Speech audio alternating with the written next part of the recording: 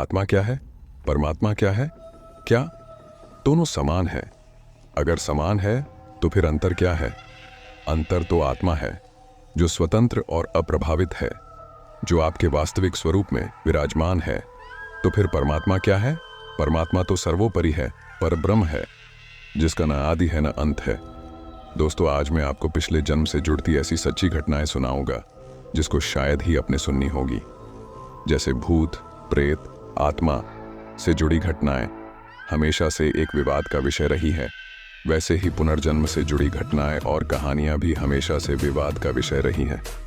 इन पर विश्वास और अविश्वास करने वाले दोनों ही बड़ी संख्या में हैं, जिनके पास अपने अपने तर्क हैं। यहूदी, ईसाईयत और इस्लाम तीनों धर्म पुनर्जन्म में यकीन नहीं करते हैं। इसके विपरीत हिंदू, जैन और बौद्ध धर्म पुनर्जन्म में यकीन करते हैं। हिंदू धर्म के अनुसार मनुष्य का केवल शरीर मरता है, उसकी आत्मा नहीं। आत्मा एक शरीर का त्याग कर दूसरे शरीर में प्रवेश करती है, इसे ही पुनर्जन्म कहते हैं। हालांकि नया जन्म लेने के बाद पिछले जन्म की याद बहुत ही कम लोगों को रह पाती है, इसलिए ऐसी घटनाएं कभी कभार ही सामने आती हैं। पुनर्जन्म की घटनाएं भारत सहित दुनिया के कई हिस्सों में सुनने को मिलती हैं। पुनर्जन्म के ऊपर हुए शोध। पुनर्जन्म के ऊपर अब तक हुए शोधों में दो शोध रिसर्च बहुत महत्वपूर्ण है। पहला, अमेरिका की वर्जीनिया यूनिवर्सिटी के वैज्ञानिक डॉ. इयान स्टीवेंसन का। इन्होंने 40 साल तक इस विषय पर शोध करने के बाद एक किताब रीइंकार्नेशन एंड बायोलॉजी लिखी, जो कि पुनर्जन्म से संबंधित सबसे महत्वपूर्ण बुक मानी जाती है। दूसरा शोध, बेंगलोर की national institute of mental health and neuro sciences में क्लिनिकल साइकोलॉजिस्ट के रूप में कार्यरत डॉ. सतवंत पसरिया द्वारा किया गया है। इन्होंने भी एक book claims on reincarnation empirical study of cases in India लिखी है। इसमें 1973 के बाद से भारत में हुई 500 पुनर्जन्म की घटनाओं का उल्लेख है। गीता प्रेस गोरखपुर ने भी अपनी एक किताब परलोक और पुनर्जन्मांक में ऐसी कई घटनाओं का वर्णन किया है। हम उनमें से 10 कहानियां यहाँ पर आपके लिए प्रस्तुत कर रहे हैं। पहली घटना, ये घटना सन 1950 अप्रैल की है। कोसीकलांग गांव के निवासी भोलानाथ जैन के पुत्र निर्मल की मृत्यु चेचक के कारण हो गई थी। इस घटना के अगले साल यानी सन 1991 में छत्ता गांव के निवासी बी. एल. वार्ष्णेय के घर पुत्र का जन्म हुआ। उस बालक का नाम प्रकाश रखा गया। प्रकाश जब 4.5 साल का हुआ तो एक दिन वह अचानक बोलने लगा, मैं कोसीकलां में रहता हूँ, मेरा नाम निर्मल है, मैं अपने पुराने घर जाना चाहता हूँ। ऐसा वह कई दिनों तक कहता रहा। प्रकाश को समझाने के लिए एक दिन उसके चाचा उसे कोसीकलां ले गए। यह सन 1956 की बात है। कोसीकलां जाकर प्रकाश को पुरानी बातें याद आने लगीं। संयोगवश उस दिन प्रकाश की मुलाकात अपने पूर्व जन्म के पिता भोलानाथ जैन से नहीं हो पाई। प्रकाश के इस जन्म के परिजन चाहते थे कि वह पुरानी बातें भूल जाए। बहुत समझाने पर प्रकाश पुरानी बातें भूलने लगा, लेकिन उसकी पूर्व जन्म की स्मृति पूरी तरह से नष्ट नहीं हो पाई। सन 1961 में भोलानाथ जैन का छत्ता गांव जाना हुआ। वहां उन्हें पता चला कि यहाँ प्रकाश नामक का कोई लड़का उनके मृत पुत्र निर्मल के बारे में बातें करता है। यह सुनकर वे वार्ष्णेय परिवार में गए। प्रकाश ने फौरन उन्हें अपने पूर्व जन्म के पिता के रूप में पहचान लिया। उसने अपने पिता को कई ऐसी बातें बताई जो सिर्फ उनका बेटा निर्मल ही जानता था। दूसरी घटना, यह घटना आगरा की है। यहाँ किसी समय पोस्टमास्टर P.N. भार्गव रहा करते थे। उनकी एक पुत्री थी जिसका नाम मंजू था। मंजू ने 2.5 साल की उम्र में ही यह कहना शुरू कर दिया कि उसके 2 घर हैं। मंजू ने उस घर के बारे में अपने परिवार वालों को भी बताया। पहले तो किसी ने मंजू की उन बातों पर ध्यान नहीं दिया, लेकिन जब कभी मंजू धुलियागंज आगरा के एक विशेष मकान के सामने से निकलती तो कहा करती थी, यही मेरा घर है। एक दिन मंजू को उस घर में ले जाया गया। उस मकान के मालिक प्रताप सिंह चतुर्वेदी थे। वहां मंजू ने कई ऐसी बातें बताई जो उस घर में रहने वाले लोग ही जानते थे। बाद में भेद चला कि श्री चतुर्वेदी की चाची, फिरोजाबाद स्थित चौबे का मोहल्ला निवासी श्री विश्वेश्वर नाथ चतुर्वेदी की पत्नी का निधन सन 1952 में हो गया था। अनुमान यह लगाया गया कि उन्हीं का पुनर्जन्म मंजू के रूप में हुआ है। तीसरी घटना, सन 1960 में प्रवीण चंद्र शाह के यहाँ पुत्री का जन्म हुआ। इसका नाम राजूल रखा गया। राजूल जब 3 साल की हुई तो वह उसी जिले के जूनागढ़ में अपने पिछले जन्म की बातें बताने लगी। उसने बताया कि पिछले जन्म में मेरा नाम राजूल नहीं गीता था। पहले तो माता पिता ने उसकी बातों पर ध्यान नहीं दिया, लेकिन जब राजूल के दादा वजूभाई शाह को इन बातों का पता चला तो उन्होंने इसकी जांच पड़ताल की। जानकारी मिली कि जूनागढ़ के गोकुलदास ठक्कर की बेटी गीता की मृत्यु अक्टूबर 1559 में हुई थी। उस समय वह 2.5 साल की थी।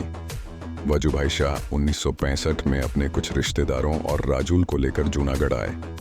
यहाँ राजूल ने अपने पूर्व जन्म के माता पिता व अन्य रिश्तेदारों को पहचान लिया। राजूल ने अपना घर और वह मंदिर भी पहचान लिया जहां वह अपनी मां के साथ पूजा करने जाती थी। चौथी घटना, मध्य प्रदेश के छतरपुर जिले में M.L. मिश्र रहते थे। उनकी एक लड़की थी जिसका नाम स्वर्णलता था। बचपन से ही स्वर्णलता यह बताती थी कि उसका असली घर कटनी में है और उसके 2 बेटे हैं। पहले तो घर वालों ने उसकी बातों पर ध्यान नहीं दिया, लेकिन जब वह बार बार यही बात बोलने लगी तो घर वाले स्वर्णलता को कटनी ले गए। कटनी जाकर स्वर्णलता ने पूर्व जन्म के अपने दोनों बेटों को पहचान लिया। उसने दूसरे लोगों, जगहों, चीजों को भी पहचान लिया। छानबीन से पता चला कि उसी घर में 18 साल पहले बिंदिया देवी नामक महिला की मृत्यु दिल की धड़कनें बंद हो जाने से मर गई थी। स्वर्णलता ने यह तक बता दिया कि उसकी मृत्यु के बाद उस घर में क्या क्या परिवर्तन किए गए हैं। बिंदिया देवी के घर वालों ने भी स्वर्णलता को अपना लिया और वही मान सम्मान दिया जो बिंदिया देवी को मिलता था। 5वीं घटना, सन 1976 में की बात है। दिल्ली में रहने वाले गुप्ता जी के घर पुत्र का जन्म हुआ।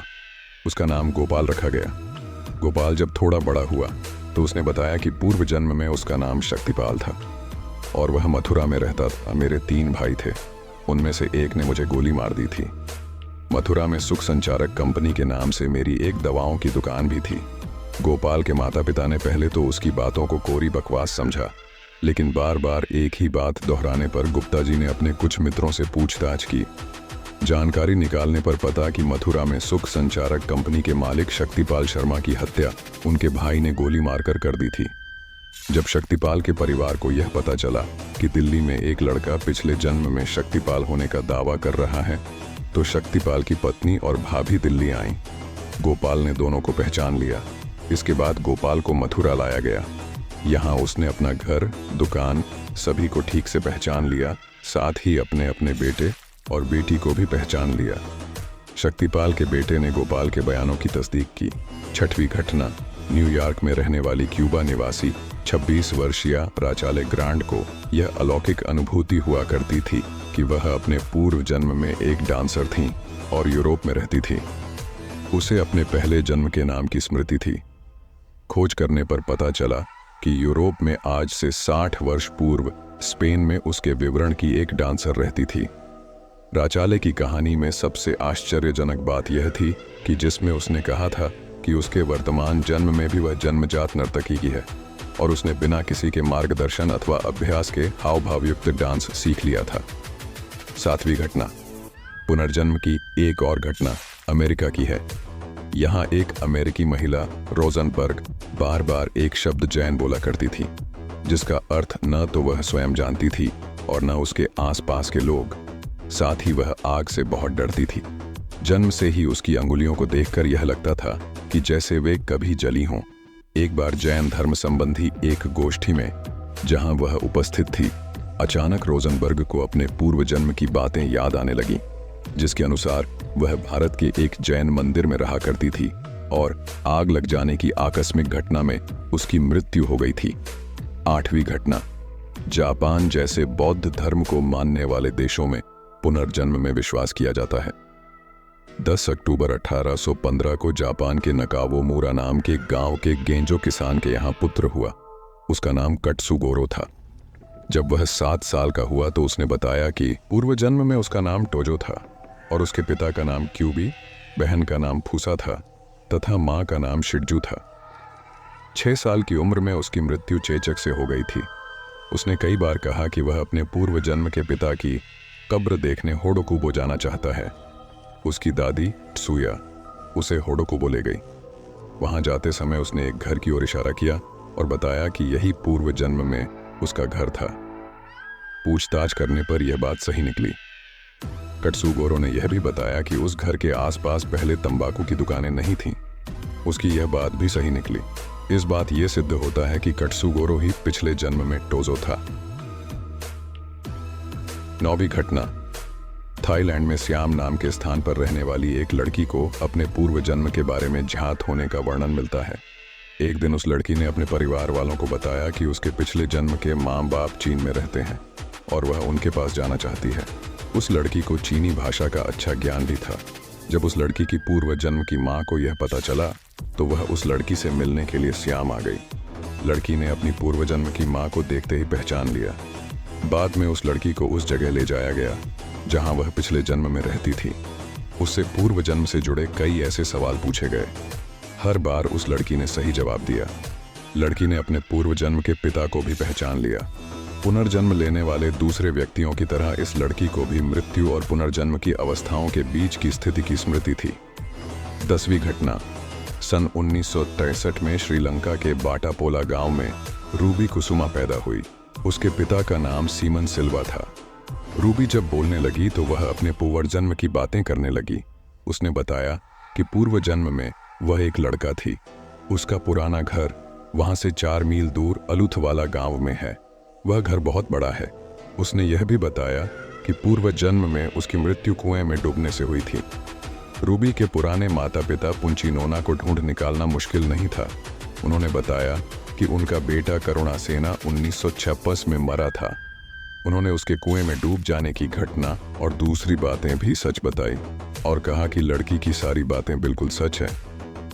दोस्तों, वीडियो पसंद आए लाइक ज़रूर करना और टोटल मोटिवेशनल को सब्सक्राइब करना ना भूलें।